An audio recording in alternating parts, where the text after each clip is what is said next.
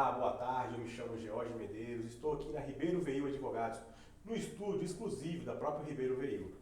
Doutor Felipe, hoje vamos tirar um tema muito relevante que está ocorrendo aqui no Brasil todo, essas prisões que estão sendo ocorridas através do STF. Essas prisões são legais, são ilegais? O que o senhor pode falar para a gente, doutor Felipe, sobre essas prisões? Olá a todos. É muito importante, né, que quando a gente trata de prisão, né, qualquer relacionada a crime, que a gente veja que em todo e qualquer processo as pessoas elas vão ter o direito de responder em liberdade, tá? Esse caso também não é diferente, tá tendo muita dúvida sobre esse caso aí. Estão falando de manifestações antidemocráticas e tudo, mas o que é preciso saber, né, com relação a essa parte aí aqui específico, né, de fake news, é que, assim como em outros crimes, mesmo que ocorra uma prisão, deve ser visto se a prisão ela é legal ou não é, e se a pessoa vai responder em liberdade ou não. Então, vão ser verificados se tem os requisitos de uma prisão preventiva para a pessoa ficar ali, ou seja, que tenha risco para a sociedade, enfim, tem os requisitos, né, do processo penal, não vou falar aqui, mas em linhas gerais é que tanto não ocorra risco para ninguém, né, para a sociedade, como também que essas pessoas elas não prejudiquem, por exemplo, a própria investigação. Tá só dando um exemplo para ficar mais fácil aqui, né? Certo. Mas, doutor Felipe, na fase de inquérito, por exemplo, o juiz já pode mandar prender a pessoa?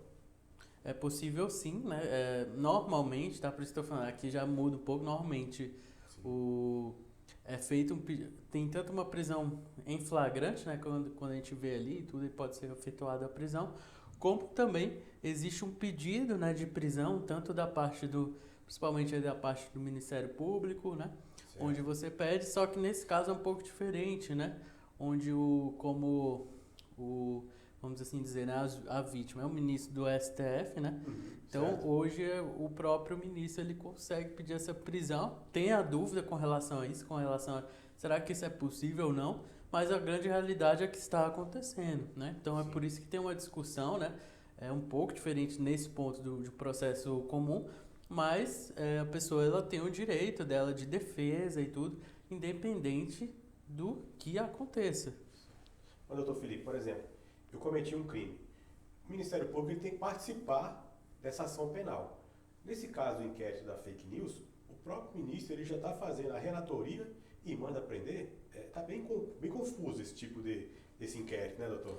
Se a gente pegar, né, quando ocorreu o pacote anticrime aqui no Brasil, né, Sim. onde a gente teria que ter, né, a diferença entre o juiz que está ali, né, com base nas provas. Estou falando do processo comum, gente, que está ali o primeiro juiz ali que está em contato com as provas, que faz as prisões cautelares, né, antecipadas, vamos assim dizer, e o juiz garantidor, que seria um outro juiz, né, que não contaminaria, né? Certo. Mas, mesmo nos casos comuns, por falta de juízes e de estrutura, já tem uma ação direta de inconstitucionalidade que ainda está parada lá. Então, hoje ainda não existe, de fato, o juiz garantidor, embora esteja lá no Código de Processo Penal. E nesse caso, ele é um pouco estranho, ou até muito estranho, porque você pega ali, né, não teve nenhum pedido de um órgão de acusação, né, investigativo, você já pega onde quem pede para investigar, quem pede para prender é o próprio juiz, né? Nesse caso, o juiz da Suprema Corte. Sim. Então, é um caso aí que está em bastante discussão, ele é emblemático porque ninguém sabe o que é certo e o que é errado, tem questões políticas também envolvidas, então está um pouco maculado, vamos assim dizer, o entendimento, porque tem gente que é contrário, mas por questões políticas a pessoa também tá deixando assim de lado. Então tá bem emblemático esse caso, mas as pessoas ali elas têm um direito de defesa, tá? Certo. E deve ser julgado para saber o que aconteceu ou não. E uma coisa que a gente não sabe, independente de se foi errado ou se foi certo, a forma do pedido de prisão, a forma do início, né? É saber se está correndo risco ou não, e qual a gravidade, né, do que as pessoas estão cometendo, assim, né, estão sendo suspeitas de cometer crimes. O que eles estão fazendo, qual é a gravidade, tudo. Doutor, agora surgiu uma dúvida aqui, até mesmo de um ouvinte aqui do nosso canal do YouTube. ele fez a seguinte questão ali, a pergunta, né? Doutor Felipe, a quem recorrer? Porque o ministro, nós não estamos falando mal do ministro nem nada, nós estamos falando do devido processo legal. Ele está perguntando aqui pra gente, eu vou recorrer a quem? Porque esse processo ele já está praticamente sendo julgado no STF. Eu vou recorrer ao STF, ao plenário? Como é que poderia ser? Então, nesse caso, ele é quando a gente trata de crimes assim, é um pouco diferente, importante que vocês saibam. Sabe por quê que é um pouco diferente? Porque é que nem se falou, já está lá numa Corte Suprema, né, assim, que é o Tribunal Constitucional, já está ali, né? Os casos nem deveriam chegar até lá, o correto, né? Já deveriam ser resolvidos lá embaixo, vamos assim dizer. Ele já começa lá. Então, assim, você não vai conseguir, tá, ter um recurso que nem, por exemplo, a pessoa é condenada em primeiro grau, né? Sim. Ou tem uma prisão e ela continua presa, o que ela vai fazer? Ela vai tentar recorrer, né, dos meios necessários, vai subindo. Segunda instância, né? E depois vai para STJ e, em último caso, né, quando tem questões constitucionais, né, ou exceção, que é no caso desse, mas ou quando tem exceção, você vai para o Supremo. Mas aí, em último caso, nem deveria chegar lá. O certo seria isso. Sim. Mas, nesse caso, ele já está lá. Então, é muito parecido com o caso ali do mensalão, onde tinha aquela discussão. Poxa, será que é melhor julgar no primeiro grau ou direto para o STF? Então, o negócio do STF, principalmente para a defesa, ela é ruim porque você não vai, por exemplo, poder brigar por uma prescrição, porque você já está lá em cima, então, e também ao mesmo tempo você não vai poder recorrer e mudar a decisão. Então, assim, vamos assim dizer, você pode recorrer dessa prisão, você pode tentar mudar? Pode, e a defesa provavelmente vai fazer isso, mas diferente de outros casos onde você tem uma negativa, vou recorrer e vai recorrendo, nesse caso você já está praticamente, você vai ter quase que só um recurso. Sim. É claro que internamente você também pode buscar outros recursos, mas você já está ali no final mesmo, você vai ter só um pouco, respirar vamos assim dizer que o seu direito de defesa ele fica um pouco menor, né? Porque não tem como, por exemplo, ir para o primeiro grau e nem para o segundo grau para fazer qualquer tipo de recurso. Realmente vai ser ali dentro do STF, em plenário, e, enfim, aí vão ter outros tipos de embargo, de agravo, enfim, que pode acontecer ali. Habeas corpus que pode acontecer ali, vai depender da estratégia da defesa, mas vai ficar sempre ali na própria corte mesmo. Perfeito. Doutor, a gente tem mais duas perguntas aqui para encerrar. Uma pergunta aqui do nosso ouvinte do canal do YouTube foi o seguinte: doutor Felipe, eu falando mal dos ministros do Supremo, eu corro o risco de ser preso?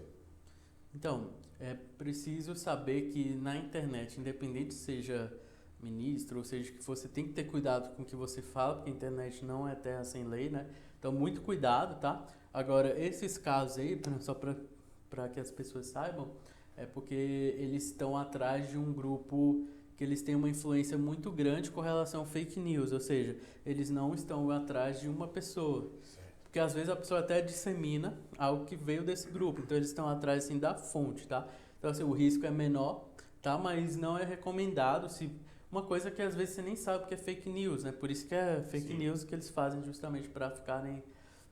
outra coisa também que a gente viu que teve uma polarização onde só pegou fake news de um lado, né? Sim. Então tem uma questão política também que, você concordando ou não, mas é perceptível, mas é recomendado que você não fale mal de ninguém assim na internet, porque vai estar aprovado lá, tá? Como são milhares de pessoas, é difícil de pegar, vamos assim dizer, né? Ninguém vai fazer nada, mas você pode dar o azar também. Sim. Mas nesse caso aí, só para vocês terem uma ideia, não é só uma pessoa que foi lá na internet e falou mal, ou até falou alguma coisa que fosse falsa.